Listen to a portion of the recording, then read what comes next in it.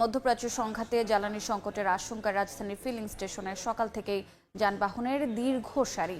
অনেক চালক তাদের গাড়িতে তেল ভরতে ঘন্টার পর ঘন্টা অপেক্ষা করছেন। সরবরাহ স্বাভাবিক রাখতে ফিলিং স্টেশনগুলো নিয়েছে বিশেষ ব্যবস্থা। তবু পরিস্থিতি নিয়ন্ত্রণে আনা কঠিন হয়ে উঠেছে। সংশ্লিষ্ট কর্তৃপক্ষ সাধারণ মানুষকে আতঙ্কিত না হওয়ার পরামর্শ দিয়েছে। সরকারিভাবে জানানো হয়েছে, দিনে মোটরসাইকেলের সর্বোচ্চ 2 লিটার, ব্যক্তিগত গাড়িতে 10 লিটার এবং এসইউভি ও মাইক্রোবাসে 20 থেকে 25 লিটার তেল নেওয়া যাবে। দীর্ঘক্ষণ লাইনে দাঁড়িয়ে থাকা অনেকেই সময় মতো পৌঁছাতে পারছেন না তাদের গন্তব্যে।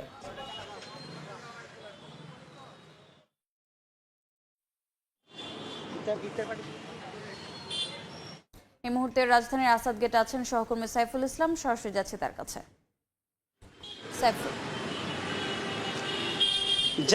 জ্বালানি তেল নিয়ে চলছে তেলেস্মাতি অবস্থা। রাজধানী জুড়ে তেলের জন্য হাহাকার আমরা দেখতে পেয়েছি। সকাল থেকে বেশ কয়েকটি পাম্প বন্ধ পেয়েছি, কয়েকটি পাম্প আবার জ্বালানি সরবরাহ করছেন। তবে এখন আমরা যেটি আছি যে আসাদ গেটে এক পাশে তালুকদার পাম্প, অন্য পাশে হচ্ছে সোনার বাংলা সার্ভিস স্টেশন। আমরা যদি একটু এই যে দীর্ঘ লাইন সারি দেখাই, এর মধ্য দিয়ে আমরা জানতে পেরেছি এখানে আগত যে চালকরা আছেন তারা বলছেন যে সেই রাত 3টা থেকে, আমি আবার বলছি, এখানে যে চালকরা আছেন তারা রাত 3টা থেকে অপেক্ষা করছেন।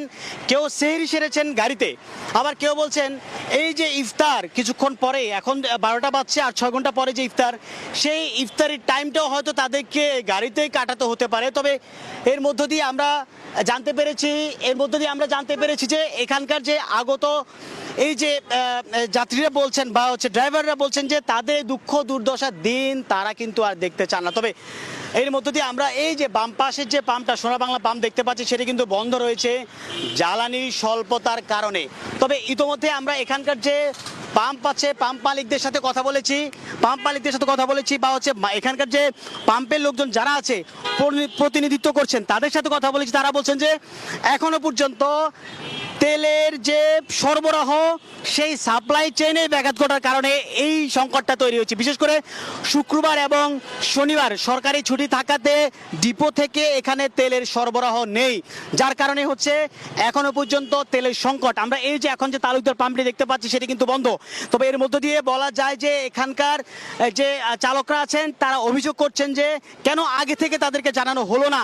এর মধ্য দিয়ে আসলে এটি প্রমাণিত হয় যে সাপ্লাই চেইনে এই যে তালুকদার পাম্প বা আশেপাশে আরো যে কটি পাম্প বন্ধ রয়েছে, সেই পাম্পগুলিতে কিন্তু পর্যাপ্ত পরিমাণ তেল না থাকার কারণেই কিন্তু এরকম সংকট তৈরি হয়েছে। তবে এর মধ্যে দিয়ে পাম্পের মালিক বা পাম্পের প্রতিনিধি যারা আছে তারাও কিন্তু অভিযোগ করছে যে বিভিন্ন জায়গা থেকে, বিশেষ করে সরকারি যে কর্মকর্তা, তাদের বিরুদ্ধে কিন্তু অভিযোগ করছে যে তারা হস্তক্ষেপ দিয়ে বা নিজের পদবীর বড়াই দিয়ে কিন্তু তারা এখানে এসে কিন্তু জোর করে তেল নিয়েছেন, এরকম কিন্তু অভিযোগ আমরা শুনতে পেয়েছি। এই ছিল আমার কাছ থেকে রাজধানীর তেল সরবরাহ বা পাম্প কেন্দ্রিক যে সমস্ত তেলের খবরাখবর, বা এটাই পাম্প কেন্দ্রিক যে তেলের খবরাখবর ছিল সর্বশেষ সংবাদ আমার কাছে। সরাসরি যুক্ত ছিলাম রাজধানীর আসাদ গেটে।